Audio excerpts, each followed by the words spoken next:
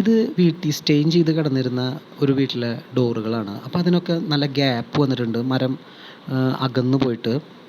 അപ്പോൾ ഇതൊക്കെ ഒന്ന് റെഡിയാക്കണം. എന്നാൽ ഇത് അധികം എക്സ്പെൻസ് വരാത്ത രീതിയിലും ചെയ്ത് കിട്ടണം വീട്ടുകാർക്ക്.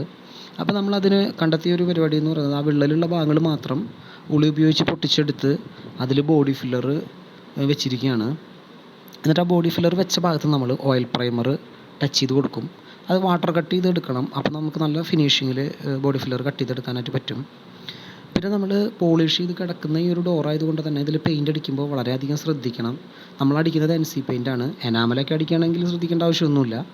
പക്ഷേ NC പെയിൻ്റ് അടിക്കുമ്പോൾ ഇത് പിരിയാതെ അടിച്ചെടുക്കണം. അത് നമ്മളൊരു ലെവലിൽ അഡ്ജസ്റ്റ്മെൻറ്റിൽ അടിച്ചെടുത്ത് കഴിഞ്ഞാൽ നമുക്ക് വലിയ കുഴപ്പമില്ലാതെ അടിച്ചെടുക്കാനായിട്ട് പറ്റും. നമ്മൾ സാധാരണ ഒരു പുതിയ ഡോറിലൊക്കെ അടിക്കുന്നത് പോലെ അടിച്ചാൽ ചിലപ്പോൾ ആ ക്ലിയറൊക്കെ ഉള്ളതുകൊണ്ട് അത് പിരിഞ്ഞ് കംപ്ലൈൻ്റ് ആവും.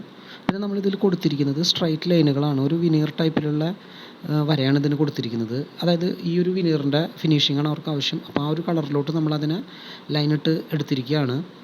എന്നാൽ അതിന് അധികം എക്സ്പെൻസും വരരുത് എന്നുള്ളത് കൊണ്ട് നമ്മൾ ഒക്കെ ചിലവ് കുറഞ്ഞ രീതിയിലാണ് ഇത് ചെയ്തിരിക്കുന്നത്.